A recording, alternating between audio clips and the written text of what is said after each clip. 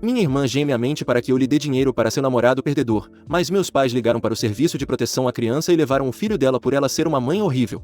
Sou um homem de 24 anos, me sinto explorado pela minha irmã gêmea, e ele, por mais de 3 anos e agora sinto que já chega. Eu realmente não sei como lidar com a situação neste momento. Então talvez alguns conselhos ou uma pequena perspectiva desta comunidade possam me ajudar. Minha irmã e eu sempre fomos próximos, embora eu seja apenas 6 minutos mais velho que ela. Sempre a considerei como minha irmãzinha, crescemos juntos, mas nossas vidas tomaram caminhos diferentes quando saí de casa depois do ensino médio. Não viemos de uma família rica, meus pais trabalhavam duro para colocar comida na mesa. Fomos para uma escola comunitária, mas eu estava determinado a mudar meu futuro e não continuar o ciclo de pobreza. Então, depois do ensino médio, saí da minha cidade e me mudei para a cidade grande. Me inscrevi em uma faculdade comunitária, não que na minha cidade não houvesse uma, mas me inscrever na da cidade me dava mais exposição e também mais opções de trabalho de meio período. Fiquei impressionado com a abundância de trabalhos de meio período na cidade. Pedi a Eli que se juntasse a mim na faculdade, mas ela recusou, não estava tão interessada em continuar estudando. Ela também trabalhava em empregos ocasionais na nossa cidade, mas nunca levava a sério e frequentemente era demitida. Eu costumava aconselhá-la a levar a vida a sério, mas ela raramente me escutava. Ela engravidou de um homem que só posso descrever como um fracassado. Ele é um viciado que se recusa a manter um emprego estável e passa a maior parte do tempo sem rumo. Ele nem queria se casar com ela. Sua única contribuição foi oferecer a ela ser seu par, o que para mim soava mais como uma desculpa para ficar na vida dela sem realmente assumir responsabilidades. Ele faz trabalhos ocasionais aqui e ali,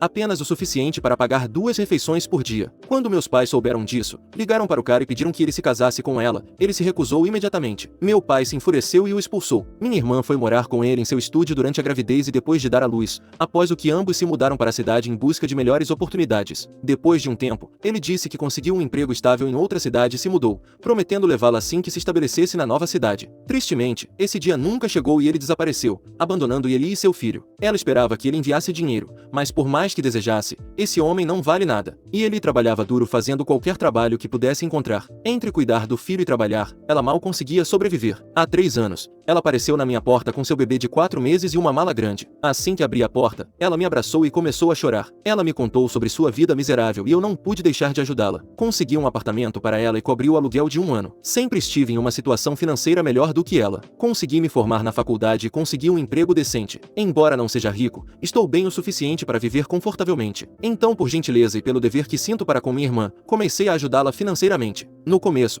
não era muito, apenas cobria algumas de suas contas e a ajudava com as compras, mas lentamente se tornou algo habitual. Todo mês eu enviava uma pequena quantia para aliviar seu fardo. No começo, senti que estava fazendo a coisa certa. Ele estava incrivelmente grata e eu me sentia bem sabendo que estava ajudando meu sobrinho. Minha única condição era que ela tentasse aprender uma habilidade ou conseguisse um emprego melhor remunerado para que eventualmente pudesse ser independente. Ela é minha irmã gêmea e eu não queria vê-la lutar a vida toda, mas com o tempo, notei que ele não tentava melhorar sua situação, simplesmente estava aproveitando da minha generosidade. Tivemos várias conversas sobre aprender uma habilidade, conseguir um trabalho melhor remunerado ou pelo menos garantir horas de trabalho mais estáveis. Ela sempre concordava comigo, mas nunca tomava medidas sérias. Sua desculpa era que não podia fazer aulas enquanto trabalhava em 2 empregos e cuidava do filho. Também dizia que não tinha dinheiro para capacitação e como eu não estava disposto a pagar seu aluguel e suas aulas ao mesmo tempo, deixei a situação passar por um tempo. No ano passado, recebi um bônus do trabalho. Foi inesperado e eu não tinha planos de usar esse dinheiro a curto prazo. Então pensei que Eli poderia se beneficiar dele. Poderia ser a oportunidade perfeita para que ela finalmente desse um passo à frente. Ela falava há tempos que queria fazer um curso de neio artigo. Não sou especialista e estava um pouco cético sobre se isso seria uma habilidade bem remunerada, mas ela me garantiu que era requisitada na nossa área. Segundo ela, vários salões locais tinham vagas e uma vez qualificada,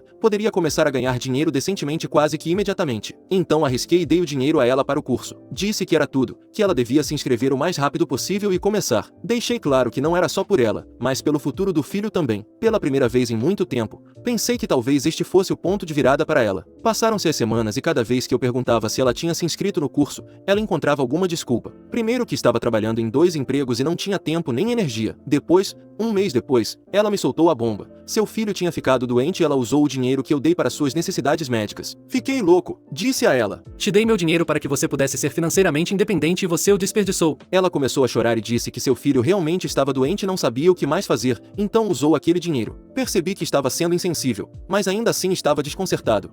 Como uma conta médica por um resfriado comum podia ser tão alta? Então ela me disse que tinha faltado ao trabalho enquanto cuidava dele, o que significava que tinham descontado seu salário e ela simplesmente não tinha outra forma de se virar. Então usou o dinheiro restante para mantimentos e outras contas. Eu estava furioso, mas também me sentia péssimo. Quer dizer, se o filho dela estava doente, ela não podia simplesmente se sentar e vê-lo piorar, apesar de ter o dinheiro em mãos, mas ao mesmo tempo, aquele dinheiro era para o futuro dela, para que ela parasse de viver de cheque em cheque. Disse a ela que se precisasse de ajuda para as contas médicas do filho, devia ter me ligado em vez de usar o dinheiro que eu dei para as aulas. Eu a teria ajudado com as contas também, mas ela tomou a decisão sozinha e agora estávamos de volta ao ponto de partida. Agora, a questão é que no próximo trimestre, estou prestes a receber uma promoção e um generoso bônus. Há uma semana, e ele me visitou enquanto ela ainda estava aqui. Alguns amigos meus vieram e me parabenizaram pelo bônus na frente dela. Quando eles foram embora, ela disse, sem graça: ouvi dizer que você vai receber um bônus. Parabéns, estou muito orgulhosa de você. Agradeci e deixamos o assunto para lá. No dia seguinte, ela me ligou de novo, muito sem graça, e disse: eu queria saber se poderia usar o dinheiro do seu bônus para me inscrever naquele curso de nail art.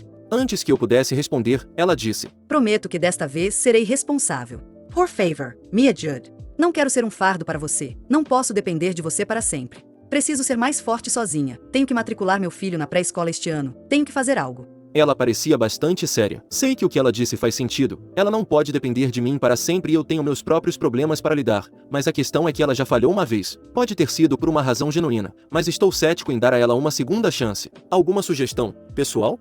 Atualização? Por onde começo? Vamos começar com as boas notícias. Fui promovido e recebi um bônus muito maior do que esperava. Mas aqui está o problema. Gastei mal o dinheiro depois de receber o bônus. E ele me comprou um cheesecake do meu restaurante favorito. Agradeci pelo gesto e me ofereci para pagar o bolo, mas ela se recusou a aceitar o dinheiro, dizendo que era a primeira vez que me comprava algo. Depois, ela começou a chorar, expressando quão desesperada se sentia. Fiquei com pena e a levei para jantar. Enquanto comíamos, ela mencionou casualmente um restaurante perto do apartamento dela que oferecia cursos de artes culinárias no trabalho. A pegadinha era que os funcionários tinham que pagar as aulas de culinária por conta própria. Depois de completar o curso, poderiam trabalhar no restaurante como funcionários em tempo integral, com um bom salário. O único desafio era que ela precisava de dinheiro para se inscrever no curso. Percebi que ele estava me pedindo dinheiro indiretamente para se inscrever no curso de culinária. Perguntei o que havia feito mudar de ideia sobre o curso de unhas para o de culinária. Ela disse que as oportunidades e o salário eram melhores para um chefe do que para uma manicure. Naquele momento, não me interessei mais pelo assunto, mas depois de um tempo ela me confrontou, dizendo que realmente queria se inscrever no curso de culinária e se tornar chefe. Ela queria sair desse ciclo de pobreza e para isso, precisava da minha ajuda. Falou com tanta convicção que aceitei financiar o curso. Sinceramente, eu queria vê-la sair desse buraco, mas desta vez fui mais cauteloso.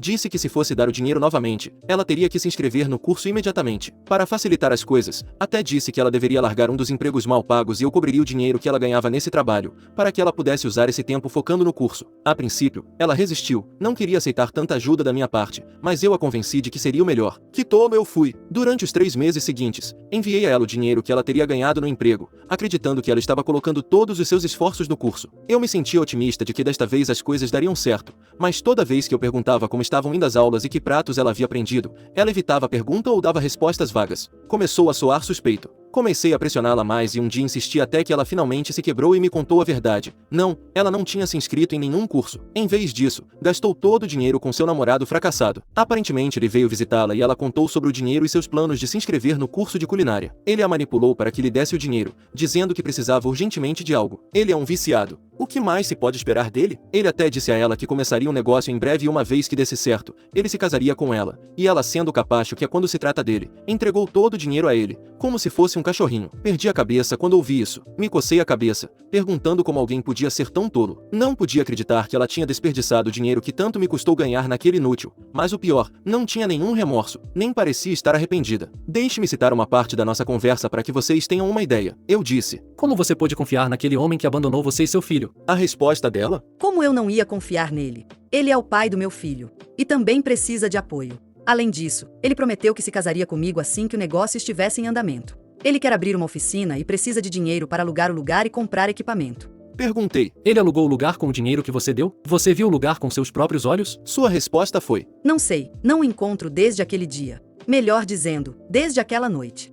Que diabos? Como você pôde ser tão tola? Você se dá conta de que arruinou sua chance de ter um futuro melhor? Dei a ela uma boa lição de moral de 10 minutos sobre como ela tinha me traído ao entregar meu dinheiro. Me senti tão impotente e ferido. Não consigo explicar. Quase estava à beira das lágrimas pensando em como trabalhei duro para ganhar aquele bônus. Disse tudo isso a ela e ela respondeu com uma voz fria. Suas palavras exatas foram: Bem, se você acha que está me fazendo um favor ao me ajudar, então pode parar de fazer isso. Não podia acreditar no que ouvia. Sério, ela não tem nenhuma gratidão por tudo que tenho feito por ela durante tantos anos? Como ela pôde dizer tão facilmente que eu posso optar por não ajudá-la? Minha gentileza não significava nada para ela? Não tinha nenhum remorso por ter perdido sua chance de um futuro melhor? Fiquei sem palavras. Me sentei no sofá para processar o que ela tinha acabado de dizer. Não esperava por isso. Normalmente, nesse tipo de situação, a pessoa se desculpa. Então me dei conta de que, de certa forma, me convinha que ela mesma dissesse aquelas palavras. Respondi em um tom tranquilo. Genial. Se meu dinheiro não teve nenhum valor na sua vida, então provavelmente eu deveria parar de ajudar. Antes que eu pudesse terminar a frase, ela simplesmente deu de ombros e disse: Está bem. Sem desculpas, sem promessas de fazer o melhor. Se levantou e foi embora. Já passou uma semana desde então e não tive notícias dela. Ainda não consigo entender que compartilhei o ventre materno com aquela tola.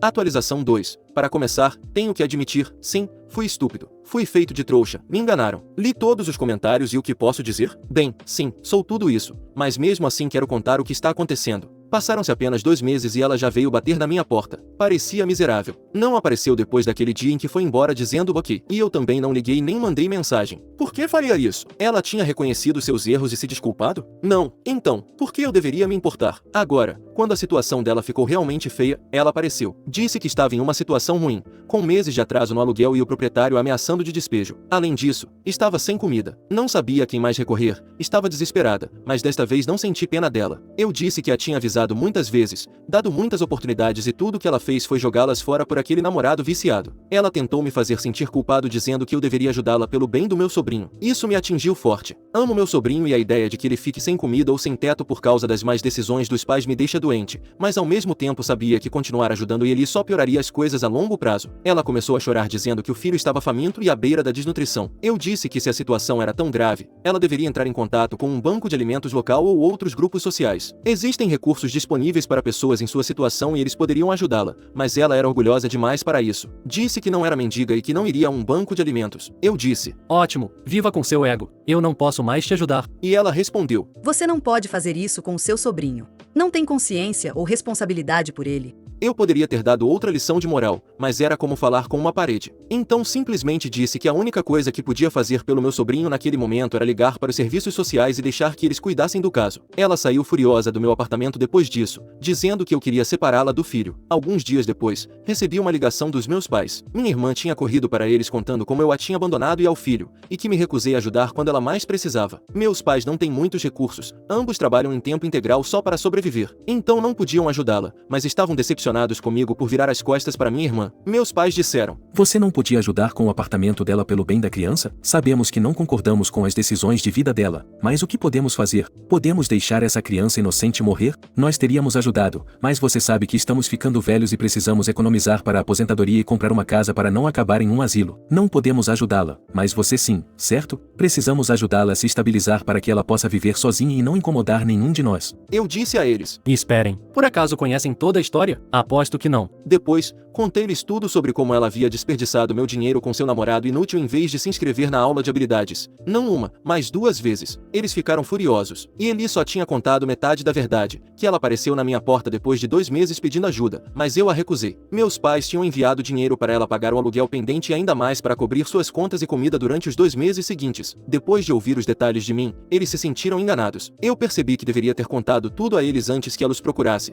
Poderia ter poupado o dinheiro deles. Eles ligaram para Eli e deram-lhe uma boa bronca, o que, claro, a trouxe de volta à minha porta. Desta vez ela não estava pedindo ajuda, estava me acusando de falar mal dela para nossos pais. Ela estava furiosa, gritando que eu não tinha o direito de envolvê-los e de fazê-la parecer mal. Eu disse que ela mesma havia se colocado nessa situação, mas ela continuava insistindo que seu namorado tinha cuidado dela e de seu filho, enquanto eu a havia abandonado. Aparentemente o namorado perdedor dela voltou e está morando com ela. Ela é muito orgulhosa, o escolheu em vez de mim, acha que tomou a decisão certa ao dar aquele dinheiro a ele, e agora ele vai construir um império império na garagem e sustentá-la como uma rainha. Tudo isso pode ser verdade ou ela pode estar acreditando nas mentiras dele. Tias, o namorado fracassado estava com ela porque nossos pais mandaram dinheiro para sustentar a casa por 2 meses. Por que ele não ficaria, se está recebendo comida de graça sem mover um dedo? E sobre essa história da garagem, não sei se é verdade sinceramente, não me importo. Se for verdade, bom para ela. Num acesso de raiva, ela também admitiu que tinha mentido para mim sobre a doença do filho na primeira vez. Esse dinheiro também foi para o namorado. Comecei a ver tudo vermelho. Não conseguia mais suportar. Eu disse a ela tudo o que estava reprimindo há anos. Listei todas as maneiras pelas quais a apoiei, todo o dinheiro que dei, todas as oportunidades que ofereci de bandeja e que ela simplesmente jogou fora. Eu disse que se ela realmente acreditava que o namorado havia feito mais por ela do que eu, então ela estava vivendo em uma fantasia. Esse foi o último prego no caixão. Eu disse: cortei o contato e quero que continue assim. Da próxima vez que bater a minha porta, não espere que eu abra. Ela saiu furiosa, me chamando de patético por mencionar os favores que fiz a ela. Não posso acreditar que ela respondeu assim. Até agora, ela fazia o papel de vítima e tímida. Agora, de repente, é uma leoa que não precisa da minha ajuda. Se ela realmente não precisa da minha ajuda, não poderia estar mais feliz. Mas se é o ego dela falando, eu a compadeço. Não vejo nossa relação melhorar no futuro próximo. Se é que um dia isso vai acontecer. Talvez um dia ela perceba o que fez, mas não vou ficar esperando até lá. No meio de tudo isso, sinto-me mal pelo filho dela. O pobrezinho não merece isso. Está sofrendo pelas más decisões dos pais. Admito que sinto falta dele às vezes. Nós costumávamos passar bons momentos juntos e ele gostava muito de mim. Pobrezinho. Por mais que eu ame meu sobrinho, não posso continuar me metendo nos problemas de ele e esperar resultados diferentes. Em algum momento, ela tem que assumir a responsabilidade por sua própria vida e tem que ser agora. Fiz tudo o que pude e agora não posso fazer mais nada. Atualização 3. Já faz um bom tempo desde a última vez que publiquei aqui, e embora eu tente manter isso o mais conciso possível, aviso que não vai ser fácil. Apesar de as coisas terem se complicado muito, estou tentando manter a calma e ser o mais racional possível em meio a todo esse caos. Aqui vai o mais recente. Há cerca de uma semana, minha irmã entrou em contato com meus pais novamente. Como era de se esperar, o namorado, o perdedor, a abandonou mais uma vez. Desta vez, não só a deixou, mas também deixou meu sobrinho com mais dívidas do que nunca. O pior é que, segundo minha irmã, o cara simplesmente desapareceu. O que é ainda mais frustrante é que eu já previa isso e tentei avisá-la. Sabia que aquele homem só estava se aproveitando dela. Quando minha irmã ligou para meus pais, sua primeira estratégia foi o velho truque de sempre. Tentou convencê-los de que meu sobrinho estava doente, pensando que isso tocaria seus corações e os levaria a enviar dinheiro. Mas desta vez meus pais não caíram na manipulação. Felizmente eles já estavam cientes dessa tática porque eu contei tudo o que aconteceu antes. Eventualmente, minha irmã confessou que o namorado a tinha deixado e que estava novamente em apuros. Meus pais, em vez de enviar dinheiro, sugeriram algo que honestamente foi uma ideia sensata, que ela voltasse a morar com eles. Assim poderiam ajudá-la a se recuperar, ter um teto sobre sua cabeça e pelo menos garantir que meu sobrinho estivesse em um ambiente seguro. Eles não fizeram isso por ela, mas porque estão muito preocupados com o neto. A resposta da minha irmã foi que queria ser independente, que desejava continuar tentando por conta própria e que só precisava de um pouco mais de dinheiro para sair do aperto em que se encontrava. Meus pais explicaram que não podiam continuar dando dinheiro a ela, que isso não era mais sustentável e que se ela realmente quisesse melhorar de vida, deveria aceitar a oferta de voltar para casa e recomeçar do zero. Depois dessa ligação,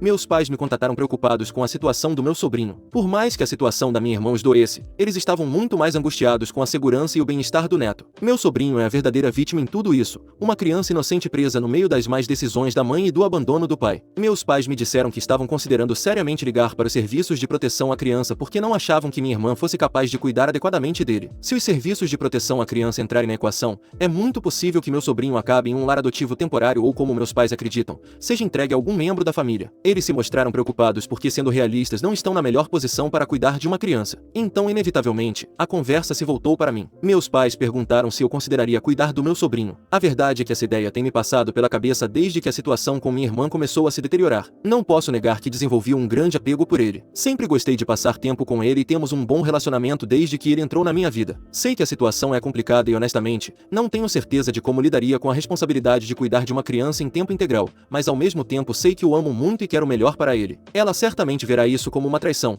uma tentativa de tirar o filho dela, e sei que apesar de todos os seus erros e decisões irresponsáveis, ela o ama. No entanto, se ela continuar no mesmo caminho que seguiu até agora, temo que meu sobrinho não tenha a vida que merece. Tenho conversado muito com meus pais, embora eles ainda estejam indecisos sobre ligar para os serviços de proteção à criança, eu acredito que é necessário.